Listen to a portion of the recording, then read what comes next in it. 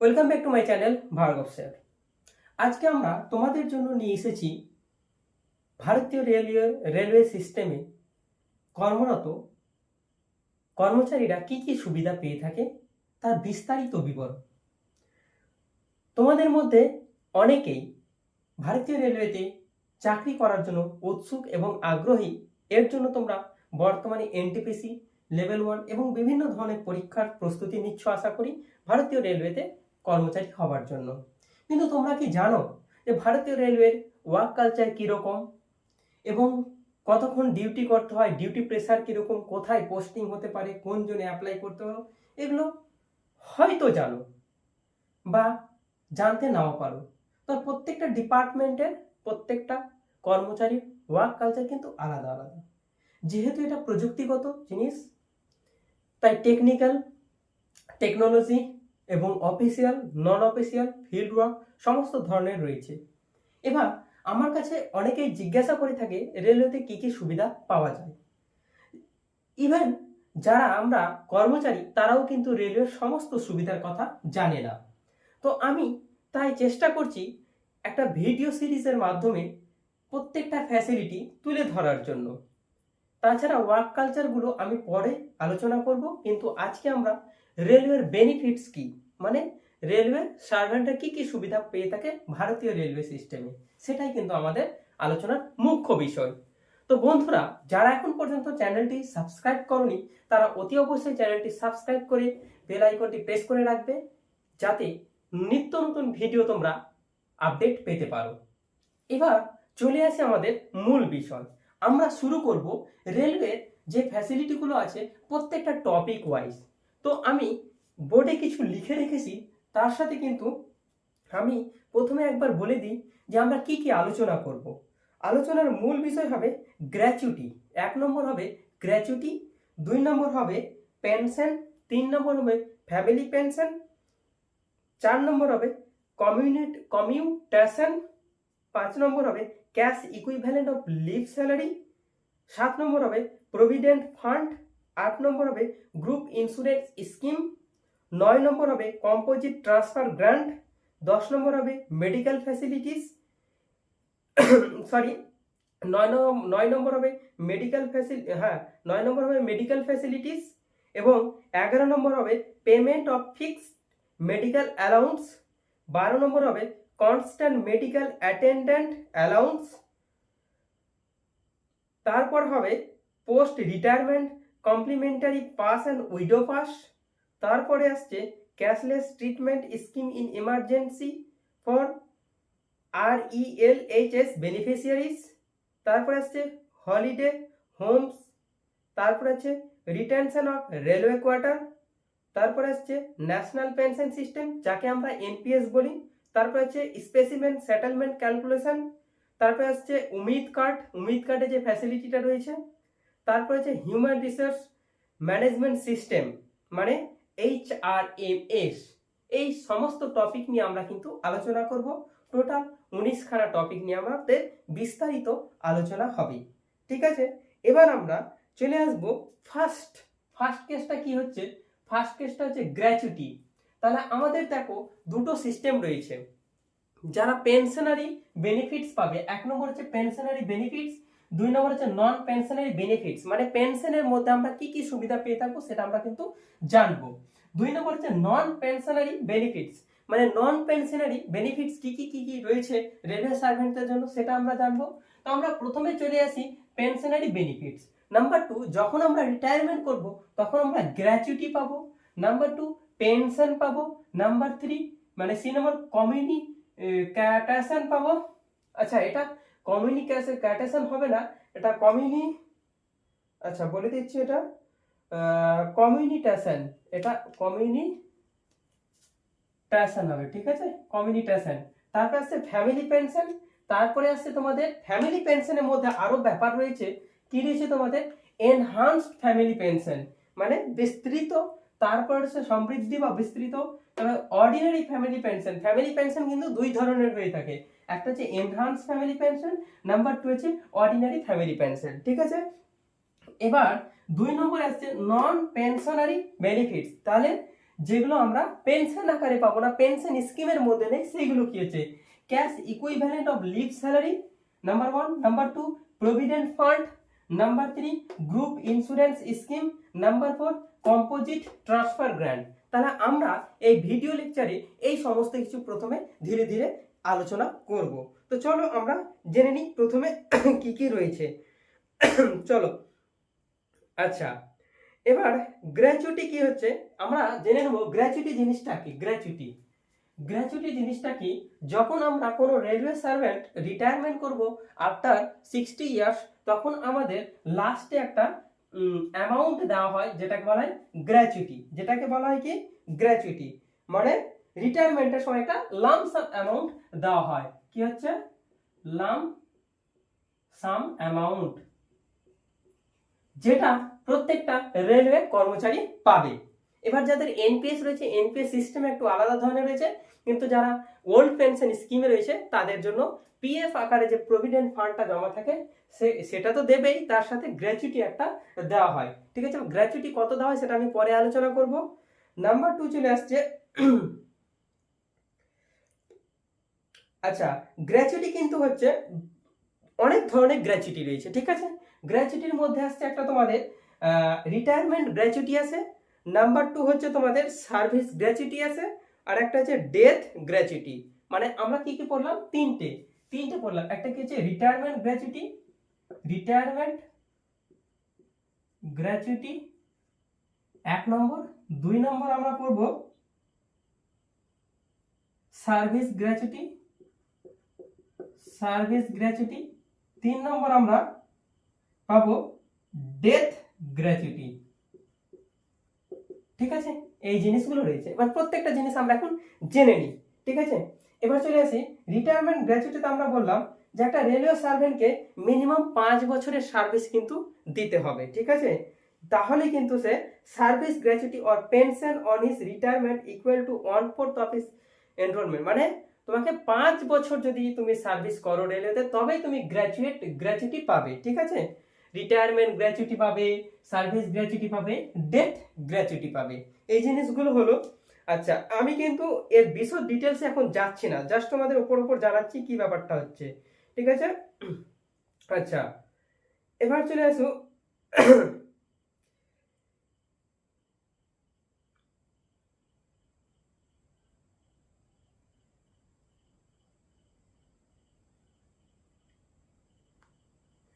এবার আমাদের ব্যাপারটা কি হচ্ছে পেনশন। তাহলে তো পেনশন তো রিটায়ারমেন্টের পর পেনশন তো পাবে।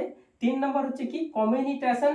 এটা একটা বিশদ ডিটেলসে আলোচনা করতে হবে। ফ্যামিলি পেনশনের মধ্যে হচ্ছে কি যদি যে সার্ভিস করবে সে যদি মারা যায়, তাহলে তার স্পাউস বা নমিনিরা ফ্যামিলি পেনশন পায়। ফ্যামিলি পেনশনের দুটো টাইপ রয়েছে, একটা এনহান্স ফ্যামিলি পেনশন, একটা অর্ডিনারি ফ্যামিলি পেনশন। আর যেটা নন পেনশনারি বেনিফিটস বলেছি, সেটা এই যে লিভ স্যালারিটা কিভাবে পাওয়া যায় সেটা আমি বলবো। আর প্রভিডেন্ট ফান্ডটা কি হচ্ছে, ধরো নাও ওল্ড পেনশন স্কিমে যারা আছে ওল্ড, তাদের প্রতি মাসে 6% বেসিকের কেটে থাকে। হ্যাঁ, 6% কেটে থাকে ইঞ্জিনিয়ারলি।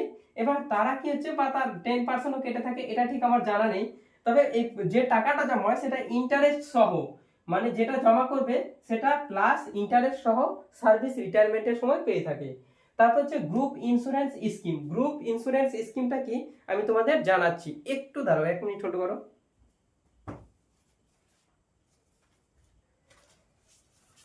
আচ্ছা, এবার তোমাদের যেটা হবে যে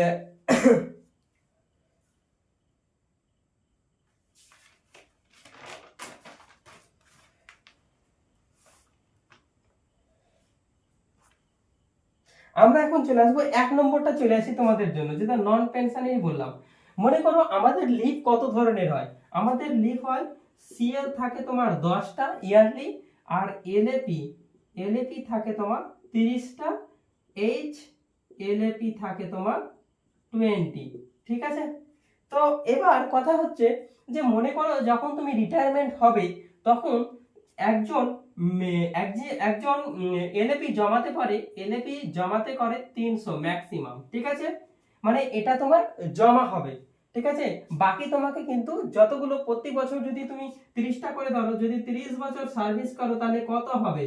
30 বছর সার্ভিস করলে 900টা এলএপি হবে। 900টা এলএপিতে তুমি মাত্র 300টা জমাতে পারবে, বাকি 600টা তোমাকে কিন্তু ইউজ করতে হবে, ঠিক আছে। তো ধরে নাও এই 300 এলএপি আছে, আর যে এইচ এলএপি, এই মানে হাফ এলএপি, এটাকে বলা হয় হাফ এলএপি, এটাকে অ্যাকচুয়ালি ভাই মেডিকেল লিভ, এটাকেই বলা হয় মেডিকেল লিভ, ঠিক আছে, এটাকেই বলা হয় মেডিকেল লিভ। তাই মেডিকেল লিভ তুমি কিন্তু জমাতে পারো, যখন শরীর অসুস্থ হবে, হসপিটালাইজ হবে, তখন তোমার এই ছুটিটা কাটবে মেডিকেল লিভটা, আর এখানে 300টা এলপি জমাতে পারবে। এবার ধরে নাও কারো 60 ইয়ার সার্ভিসের পর 300 এলপি জমা হয়নি, মনে করো 165টা এলপি জমা হয়েছে। এবার তোমাকে গভর্নমেন্ট কি করবে, তুমি 300টা এলপি যে জমা করলে, এই 300টা এলপি তুমি টাকা পাবে, যেটা এখন cash equivalent of leave salary, মানে যে লিভটা আছে সেটাকে ক্যাশে কনভার্ট করে দিবে। তাহলে ক্যাশে কনভার্ট করলে কত হবে ক্যালকুলেশন, মানি কত হবে তোমার, মানি হবে তোমার মানে কত টাকা পাবে, তুমি কত টাকা পাবে, এখানে বেসিক পে প্লাস ডিএ যেটা হবে, সেটার সাথে গুণ হবে নাম্বার অফ ডেজ, ঠিক আছে, নাম্বার অফ ডেজ বাই কত হবে 30, তাহলে এই টাকাটা পাবে 300টা যদি হয়, ম্যাক্সিমাম তুমি এখানে 300টা নিতে পারবে। আর মনে করো তোমার সরি এখানে 265টা ধরো, ম্যাক্সিমাম 265টার ক্ষেত্রে কিন্তু এটা স্পেশাল কেস হবে। মনে করো 265টা কি আছে তোমার এলএপি আছে, আর তাহলে এখানে কতটা লাগবে 35 এক্সট্রা এলএপি লাগবে। তাহলে 35টা কি করবে, হাফ এলএপি থেকে তোমার টেনে নিবে, হাফ এখান থেকে তোমার কিন্তু হাফ এলএপি থেকে 35 খানা যোগ করে তোমার কত হচ্ছে 300। তাহলে এইখানে তোমার কি হবে 300, তখন তুমি এই 300 ক্যালকুলেশন করে তোমাকে কি করবে, রিটায়ারমেন্টের সময় লাস্ট মাসের যে বেসিক পে হবে সেই অনুযায়ী তোমাকে এই 300 লিভের তোমাকে টাকাটা দেবে। এটা হচ্ছে একটা ফ্যাসিলিটি, ঠিক আছে। তাহলে এবার 2 নম্বর চলে আসো প্রভিডেন্ট ফান্ড, পিএফ যেটাকে বলা হয়, যেটা তুমি সার্ভিস চলাকালীন যে টাকাটা জমা করবে সেখান থেকে পাবে। আর গ্রুপ ইন্স্যুরেন্স স্কিমস, মানে ধরো যে সমস্ত কর্মচারীরা সার্ভিস করে তাদের জন্য একটা ইন্স্যুরেন্স রয়েছে, সেই ইন্স্যুরেন্সটা কি আমি তোমাদের বলে দিচ্ছি এখন। গ্রুপ ইন্স্যুরেন্স, আচ্ছা এখানে, আচ্ছা এই যে ইন্স্যুরেন্স দেখবে আমাদের ক্ষেত্রে কি করে, মাসে মাসে তোমাদের মাসে মাসে একটা টাকা কাটা হয়, আমি তোমাকে বলে দিচ্ছি, তোমাদের আমি বলছি, দেখো এখানে এখানে কি হচ্ছে, এইটা গ্রুপ ইন্স্যুরেন্স করতে, দেখো গ্রুপ সি, যারা গ্রুপ সি তে থাকে তাদের প্রতি মাসে 30 টাকা করে কাটা হয়, যারা গ্রুপ বি তে থাকে তাদের কাটা হয় 60 টাকা, যারা গ্রুপ এ তে থাকে তাদের কাটা হয় 120 টাকা পার মান্থ, ঠিক আছে। এবার এখানে একটা ইন্স্যুরেন্স, আগে যেটা ছিল এখানে 30,000 এর একটা ইন্স্যুরেন্স হবে, এটা 60,000 এর সম্ভবত 60,000 এর এটা হবে 120,000 এর, ঠিক আছে। তাহলে এখানে যদি কোনো সার্ভিস হোল্ডার কোনো দুর্ঘটনাজনিত কারণে মারা যায়, তাহলে তার ইন্স্যুরেন্স প্রতি বছর অনুযায়ী হবে তোমার এটা 30,000, 60,000, 120,000, ঠিক আছে। এটা ইন্স্যুরেন্স আমাদের কাটা হয় একটা, এটাকে বলা হয় গ্রুপ ইন্স্যুরেন্স স্কিমস। এর সম্বন্ধে আরো বিশদ ডিটেলসে আমাদের আলোচনা করতে গেলে প্রত্যেকটা টপিক ধরে করতে হবে, আমি জাস্ট একটা করে বলছি। 2 নম্বর কম্পোজিট ট্রান্সফার গ্র্যান্ট, গ্র্যান্টটা কি আমি তোমাদের বলে দিই। মনে করো কোনো ব্যক্তি রিটায়ারমেন্টের পর তার স্টেশন ছেড়ে, যেখানে সে পোস্টিং ছিল সেখানে কোয়ার্টার ছিল, রেলওয়ে কোয়ার্টারে থাকতো, এবার সে কি করছে, সেই কোয়ার্টারটা ছেড়ে তার রেসিডেন্টটাকে ট্রান্সফার করবে অন্য জায়গায়। যদি সেই ট্রান্সফারটা যদি 2.5 কিলোমিটার বেশি, মানে 20 কিলোমিটারের বেশি হয়, তখন কি হবে, তোমাকে ওই যে তুমি পুরো আবাস স্থলটাকে তোমার বসবাসের জায়গাটা চেঞ্জ করবে, তার জন্য কি হচ্ছে তোমাকে একটা অ্যামাউন্ট দেবে। বা ধরে নাও আমি কোথাও ট্রান্সফার হলাম, আমি এক স্টেশন থেকে আরেক স্টেশনে ট্রান্সফার হলাম, এবং যদি আমার ফ্যামিলি যেখানে আমি সার্ভিস করতাম সেখানে যদি থাকে, তাহলে পুরো সিস্টেমটাকে, আসবাবপত্র, ফ্যামিলি, জিনিসপত্র সমস্ত কিছুকে নিয়ে যাওয়ার জন্য যে কস্টটা, সেই কস্টটা আমাকে দেবে। ধরে নাও যে যে সার্ভিস হোল্ডার উনি মারা গেছেন, তাহলে তার ফ্যামিলি কোথায় ছিল, যেখানে চাকরি করতো সার্ভিস হোল্ডার সেই জায়গায় তার ফ্যামিলি ছিল, তাহলে তার ফ্যামিলিকে কি ফ্যামিলি যদি চায় যে আমি অন্য জায়গায় যাব, তাহলে ফ্যামিলিকে বাড়ি যেতে বা তার রেসিডেন্টটাকে ট্রান্সফার করতে যে কস্টটা পড়বে সেই কস্টটা কিন্তু স্পাউস বা নমিনিকে দিয়ে দেওয়া হয়। এবার তোমাদের কথা হলো যে গ্রুপ ইন্স্যুরেন্স স্কিম মানে 4 নম্বর কম্পোজিট ট্রান্সফার গ্রান্টে কত টাকা দেওয়া হয়। Last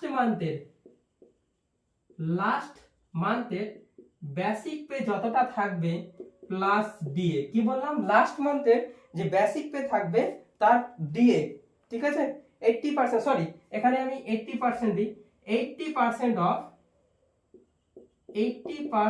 of BP of last month, এটা তোমাকে ওই ক্ষেত্রে দেওয়া হবে। এটা কম্পোজিট ট্রান্সফার গ্র্যান্ট হিসেবে। আশা করি বুঝতে পেরেছো এখানে। এবার আমি চলে আসি, এখানে কি করতে হবে, প্রথমে তোমাকে এর কন্ডিশন হচ্ছে 20 কিলোমিটার দূরে হবে, যে স্টেশনে পোস্টিং ছিল সেখান থেকে 20 কিলোমিটার দূরে তোমাকে আবাসস্থলটাকে নিয়ে যেতে হবে, তাহলে কিন্তু তোমাকে দেবে, আদারওয়াইজ দেবে না। ব্যাপারটা বোঝা গেল। এবার মানে ইন সার্ভিসের ক্ষেত্রে যখন বললাম যে মারা গেলি, সার্ভিস হোল্ডার যদি মারা যায় তাহলে তার ফ্যামিলি মেম্বারসে এই টাকাটা কিন্তু দিয়ে দেবে। বোঝা গেছে ব্যাপারটা? আচ্ছা, এইবারে আমি চলে আসি মেডিকেল ফ্যাসিলিটিস। এবার আমি একটু মানে ইন জেনারেল যে ফ্যাসিলিটিগুলো আছে সেগুলো তোমাদের বলছি, বাকি আমি ডিটেলসে পরে বলবো। আচ্ছা, তাহলে চলো এগুলো আমি বললাম, তারপরে আমাদের কি কি ফ্যাসিলিটিস আছে সেগুলো একটু বলি, ঠিক আছে? চলো।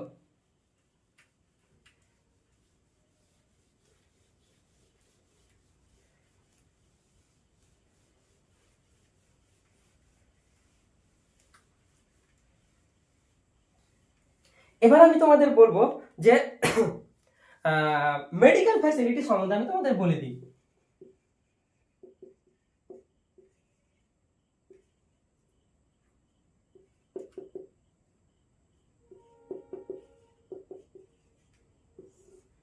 মেডিকেল ফ্যাসিলিটি কি কি দেওয়া যায়? 1 নম্বর হচ্ছে রেলওয়ে সার্ভেন্ট। কি হচ্ছে? সার্ভেন্ট মানে এমপ্লয়ি লিখতে পারি আমি, এমপ্লয়ি প্লাস এখানে তোমার কি হতে পারে, মেল বা ফিমেল, এটা হতে পারে প্লাস এখানে লিখছি ওয়াইফ বাই হাজব্যান্ড হলো plus two children plus widow mother. ঠিক আছে, এখানে কি বললাম যে এমপ্লয়ি, হাজব্যান্ড ওয়াইফ, দুটো চিলড্রেন বা উইডো মাদার, বিধবা মা, বা এর সাথে তোমার হতে পারে ডিভোর্স মানে করে সিস্টার ব্রাদার, ঠিক আছে, এরা হতে পারে। তাহলে এক্ষেত্রে কি হতে হবে, বিলো 18 ইয়ার্স। আর হতে পারে তোমার কি হতে পারে এখানে, মানে করে মানে তোমার কি হয়েছে, বিধবা হতে পারে বা ডিভোর্সি হতে পারে, ঠিক আছে। আর এখানে এটা কি, এটা বোনের ক্ষেত্রে, ঠিক আছে, এটা সিস্টারের ক্ষেত্রে। আর যেটা ব্রাদার কি হতে পারে, unmarried or depend on employee। তাহলে কি বললাম, তাহলে মেডিকেল ফ্যাসিলিটি আমাকে কাকে কাকে দেবে, এমপ্লয়িকে, তার হাজব্যান্ড ওয়াইফকে এবং দুটো ছেলেকে। তারপরে কত হচ্ছে উইন্ডো মাদার, এখানে কিন্তু কত, যতক্ষণ না তাদের বিবাহ হচ্ছে, ঠিক আছে, ছেলে মেয়েদের যতক্ষণ না বিয়ে হচ্ছে মানে 18 বছর পর্যন্ত দেবে, ঠিক আছে। উইডো মাদার, মাকে কিন্তু লাইফ টাইম দেবে। Sisters or brothers below 18 years, 18 বছরের নিচে যদি বোন বা ভাই থাকে যে তোমার উপর ডিপেন্ডেন্ট হবে, বা বোন যদি বিধবা বা ডিভোর্সি হয় সেই ক্ষেত্রে দেবে। ব্রাদার যদি আনম্যারিড হয়, বিয়ে মানে ভাই যদি তোমার অবিবাহিত হয়, বা ডিপেন্ড অন এমপ্লয়ি যদি এমপ্লয়ির উপর ডিপেন্ড হয়, তাহলে কিন্তু মেডিকেল ফ্যাসিলিটি একে দেবে। তাহলে মেডিকেল ফ্যাসিলিটিটা কিভাবে অ্যাভেল করা যায়, তোমার উমিদ কার্ডের মাধ্যমে, ঠিক আছে। প্রত্যেকজনে কিন্তু আলাদা আলাদা উমিদ কার্ড তৈরি হবে, ঠিক আছে। এবং ভারতের যে কোনো জায়গায় এটা রেলওয়ে ফ্যাসিলিটি দেয় সার্ভিস হোল্ডার এইগুলোকে, ঠিক আছে। এবার ব্যাপার হচ্ছে এছাড়াও যখন রেলওয়ে হসপিটাল কোনো ট্রিটমেন্ট করতে পারবে না তখন তাকে প্রাইভেট হসপিটালে রেফার করা হয়। বিভিন্ন ধরনের প্রাইভেট হসপিটালগুলো রয়েছে, উন্নত মানের হসপিটালগুলো, সেখানে কিন্তু ট্রিটমেন্ট পাওয়া যায়। এবং এই ট্রিটমেন্ট কিন্তু এমপ্লয়ির জন্য মানে যতজন আছে আপ টু এমপ্লয়ি এবং এই যে এমপ্লয়ি ওয়াইফ হাজব্যান্ড এরা কিন্তু সার্ভিস ইয়ার পর্যন্ত পাবে প্লাস রিটায়ারমেন্টের পরও কিন্তু আমরা রেলওয়ে সার্ভিস হোল্ডাররা আমরা মেডিকেল ফ্যাসিলিটি পাই। ব্যাপারটা বোঝা গেল। এরপরে চলে আসছে আমাদের 2 নম্বর ট্রাভেলিং পাস। যারা গ্রুপ সিতে জয়েন করে তারা বছরে 2টো ফ্রি পাস পায় এবং 4টে তোমার ডিসকাউন্ট পাস পেয়ে থাকি। একটা নাম হচ্ছে প্রিভিলেজ পাস আর একটা নাম হচ্ছে পিটিও। ফলে কিছু এটা তুমি পিটিও বা প্রিভিলেজ পাস দিয়ে গোটা ইন্ডিয়ার যে কোনো জায়গায় তুমি যাতায়াত করতে পারো। এই পাস কারা কারা ইউজ করতে পারবে? তোমাদের তোমার উপরে মানে যারা এমপ্লয়ি তাদের উপর ডিপেন্ডেন্ট যতগুলো আছে, husband oblique wife, children, widow, mother, brother, sister, যতগুলো এগুলো বলেছি মেডিকেল ফ্যাসিলিটি, সবাই কিন্তু এই ট্রাভেলিং পাসটা ইউজ করতে পারবে। এটা হলো। এবার কথাটা হচ্ছে এই ট্রাভেলিং পাস কিন্তু আফটার রিটায়ারমেন্টের পরও থাকবে লাইফ টাইম পর্যন্ত, যতদিন তুমি বাঁচবে ততদিন পর্যন্ত এই দুটো ফ্যাসিলিটি তোমরা পেয়ে থাকবে, অর্থাৎ যারা রেলওয়েতে আসবে বা রেলওয়ে চাকরি করবে, ঠিক আছে। তারপরে আমরা চলে আসি 3 নম্বর হচ্ছে বোনাস।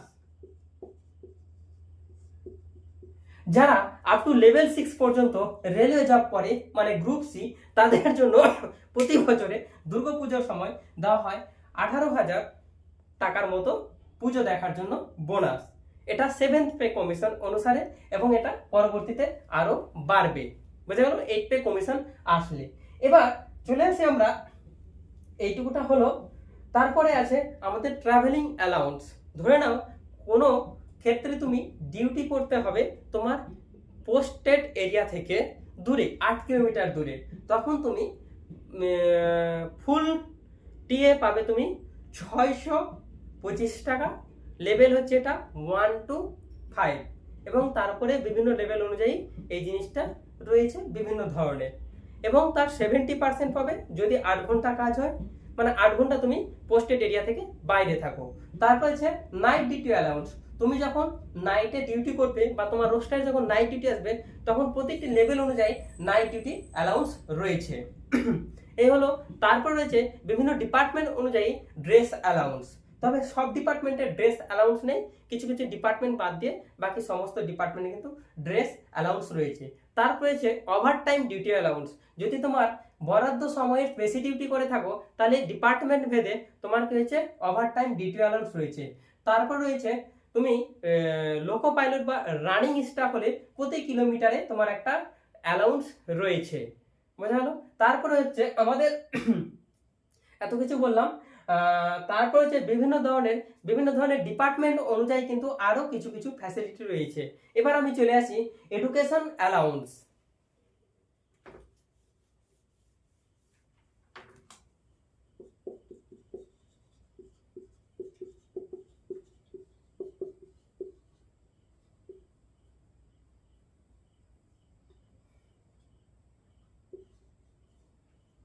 এডুকেশন অ্যালাউন্স যদি আমি বলতে চাই, এডুকেশন অ্যালাউন্সে কি পড়ছে, দুটো ছেলে বা মেয়ে, যাদের ছেলে বা মেয়ে রয়েছে রেলওয়ে এমপ্লয়ি, তাদের নার্সারি থেকে একদম ক্লাস 12 পর্যন্ত 25 বছর একটা অ্যামাউন্ট দেওয়া হয় 33,000 প্লাস একটা অ্যামাউন্ট দেওয়া হয়। এটা ক্লাস 12 পর্যন্ত প্রতিটা ছেলে মেয়েকে দেওয়া হয়। এরপরে কথা আসছে যখন রেলওয়ে এমপ্লয়ির ছেলে বা মেয়ে এইচএস পাস করে যাবে তখন সে যদি এমবিবিএস, পলিটেকনিক, বিটেক, আইটিআই বা যে কোনো প্রফেশনাল কোর্সে যদি ভর্তি হয় তাহলে তাকে দেওয়া হবে একটা স্কলারশিপ, প্রতি বছরে স্কলারশিপ দেওয়া হয়। তাছাড়াও রয়েছে merit scholarship from railway department. যদি তোমার ছেলে বা মেয়ে 75% বা 80% এর বেশি পেয়ে থাকে তাহলে তাকে একটা মেরিট স্কলারশিপ প্রদান করা হয়ে থাকে। তো এটা হচ্ছে তোমার এডুকেশন। এবার কথাটা হচ্ছে যদি তুমি রিসার্চ ওয়ার্ক করো, তোমার ছেলে বা মেয়ে যদি মানে এমপ্লয়ি যদি ছেলে মেয়ে যদি রিসার্চ ওয়ার্ক করে তাহলে সেখানেও কিন্তু প্রতি বছরে তোমাকে একটা স্কলারশিপ দেওয়া হয়। তার মানে আমরা এখান থেকে বুঝতে পারছি যে রেলওয়ে এমপ্লয়ীদের ছেলে মেয়েদের পড়াশোনা একদম জিরো থেকে হিরো পর্যন্ত সমস্ত স্তরের জন্য রয়েছে স্কলারশিপের ব্যবস্থা। তার চেয়ে আর একটা অ্যাট্রাকটিভ ফ্যাসিলিটি হলো হোস্টেল অ্যালাউন্স। হোস্টেল অ্যালাউন্স কি, যদি তোমার ছেলে বা মেয়েকে বাড়ি থেকে 30 কিলোমিটার বা তারও বেশি আছে, কিলোমিটারটা একটু দেখে নিতে হবে, যদি তোমার ছেলে মেয়ে বা মেয়েকে বাড়ি থেকে দূরে কোনো হোস্টেলে রেখে পড়াশোনা করাও, তাহলে সেই হোস্টেলের যাবতীয় খরচও তোমাকে পার ইয়ারে একটা অ্যামাউন্ট দেবে। এর জন্য কি করতে হবে, আমাদের রেলওয়ে এমপ্লয়িকে কি করতে হবে, ওই হোস্টেলসের যে ফিস চার্জ রয়েছে, ফিস রিসিপ্ট কপি রয়েছে, সেটা আমাদের কন্ট্রোল অফিসারের মাধ্যমে সাবমিট করতে হবে, তারপরে কিন্তু এই অ্যালাউন্সটা পাওয়া যায়। বোঝা গেল? তাহলে এটা কি হচ্ছে, হোস্টেল অ্যালাউন্স হয়ে গেল। তারপরে রয়েছে যারা রেলওয়ে এমপ্লয়ি, মানে ওম্যান, মেয়েরা যারা রেলওয়ে এমপ্লয়ি, তাদের জন্য রয়েছে, যদি সে প্রেগনেন্ট চলাকালীন বোধহয় একটা অ্যাসিস্ট করে এবং বাচ্চাকে দুধ খাওয়ানোর জন্য কিন্তু প্রতি বছর একটা নির্দিষ্ট সময় পর্যন্ত, যতদিন বাচ্চা দুধ খায় ততদিন পর্যন্ত তোমাকে একটা আর্থিক ফিনান্সিয়াল সাপোর্ট দেওয়া হয়। এটা হলো তোমার রেলওয়ে ফ্যাসিলিটির আরেকটা অংশ। আর ফ্যাসিলিটি বলতে আরো অনেকগুলো ফ্যাসিলিটি রয়েছে, সেগুলো আমি পরবর্তীকালে তোমাদের সাথে ডিসকাস করব। আজকে আপাতত এইটুকু। তো যারা রেলওয়েতে আসতে চাইছো তাদের এই ফ্যাসিলিটিগুলো কিন্তু জেনে রাখা খুব প্রয়োজন। আর একটা তোমাদের ফ্যাসিলিটি বলে দিই, কোয়ার্টার্স, রেলওয়ে কোয়ার্টার। এখন সমস্ত যেহেতু লেভেল 1 থেকে লেভেল 6 পর্যন্ত, লেভেল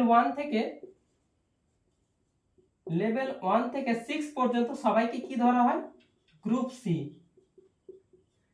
সি কর্মচারী ধরা হয়। তাহলে এখানে 2 BHK, তাহলে 2 BHK একটা কিন্তু কোয়ার্টার তোমাদের মানে রেলওয়ে এমপ্লয়ীদের দেওয়া হবে। এবং এটা যদি দেওয়া হয় তাহলে এখান থেকে এইচআরটা কেটে নেবে, বাকিটা তোমার এখানে তুমি ফ্যামিলি নিয়ে থাকতে পারবে। 2 BHK মানে হচ্ছে দুটো রুম, একটা ডাইনিং, একটা কিচেন আর একটা বাথরুম, এটা তোমাকে দেওয়া হবে 2 BHK তে। ঠিক আছে? যদি এখন নতুন ফ্ল্যাট টাইপের কোয়ার্টার হচ্ছে, সব জায়গায় কোয়ার্টার অ্যাভেলেবেল নয়। কোয়ার্টার অ্যাভেলেবেল না হলে তোমাকে কোয়ার্টারের কি করবে, যে অ্যালাউন্সটা হয় সেটা আমাদের দিয়ে দেবে। আচ্ছা, তো এই হচ্ছে আমাদের রেলওয়ে সার্ভেন্টদের ফ্যাসিলিটি রয়েছে কি কি হয়। আর আরেকটা যেটা বড় ফ্যাসিলিটি রয়েছে সেটা হচ্ছে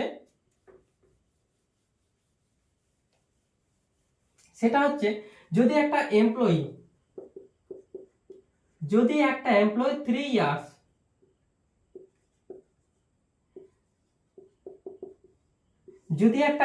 3 ইয়ার্স সার্ভিস প্রদান করে থাকে রেলওয়েতে এবং তার বয়স যদি থাকে, তাহলে সেই ক্যান্ডিডেট হচ্ছে 42 ইয়ার্স পর্যন্ত ভারতীয় সরকারের মানে সেন্ট্রাল গভর্নমেন্টের লেভেল 1 থেকে 6 পর্যন্ত যে কোনো পরীক্ষায় বসতে পারবে। জেনারেল, এটা কি হচ্ছে, এটা হচ্ছে জেনারেল এমপ্লয়ীদের ক্ষেত্রে, মানে ইউআর, বোঝা গেল? ইউআর 42 পর্যন্ত বসতে পারবে, মানে যে কোনো ডিপার্টমেন্টে গ্রুপ সি হতে হবে। লেভেল 1 থেকে 6 মানে হচ্ছে গ্রুপ সি। এগুলো পরীক্ষার জন্য কিন্তু এলিজিবল হতে পারবে। ইন জেনারেল আমাদের 33 বছর বয়সে কম্পিটিটিভ পরীক্ষা দেওয়া শেষ। এখানে তোমাকে কি করছে, আরো 9 বছর এক্সটেন্ড করে দিচ্ছে তোমার প্রমোশনের জন্য। এছাড়াও রয়েছে তোমাদের জিডিসি